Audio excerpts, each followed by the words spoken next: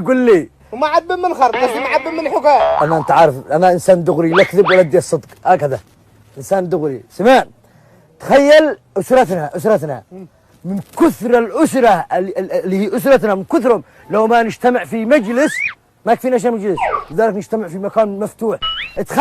تخيل الاول اللي في بدايه المكان ما يقدرش يشوف اخر واحد. اخر واحد من كثر الاسره حقنا الاول ما يقدر يشوف اللي في الاخر. العائله هذه حقكم كلها.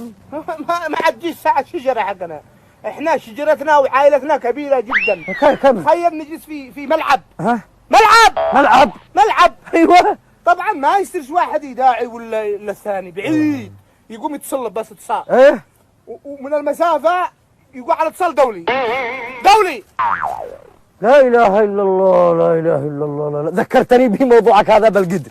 ايوه تعرف القدر الدست البرمه حق الوالد ورثها عن جدي وجدا عن جد هكذا. انت عارف كم طول القدر؟ كم؟ في حدود 300 متر طول القدر حق الوالد. في عرض 300 متر 300 متر القدر حق الوالد. والعمق 265 متر. 300 في 300 مترين مستوسين. ذكرتني بحاجه. انا كان معنا مزرعه ايوه مزرعه طويله عريضه. مزرعة ايش؟ بطاطا. ايوه بطاطا غرسنا بطاطا ها وبعدها كنا ندي وايت ما أيوة. ما في شمطر. نسقيها كان كل اسبوع تكبر. البطاطا كبرت بدينا وايت ثاني كبرت خرجت من البستان المزرعه هذه وبعدها سقيناها مره ثانيه خرجت من المحافظه بكلها. ايوه سقيناها قديم الحدود.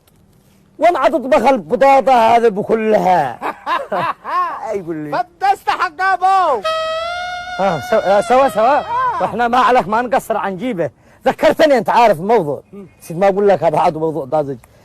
عمرنا عماره في البلاد. تخيل عندنا في البلاد جينا قلنا نحطمنا تعاد السحاب. لا تقول ليش 20 دور العماره. تخيل وصلنا الى الدور 52 متر مكعب. 52 دور مكعب. 52 دور عندكم في البلاد عندنا حقنا.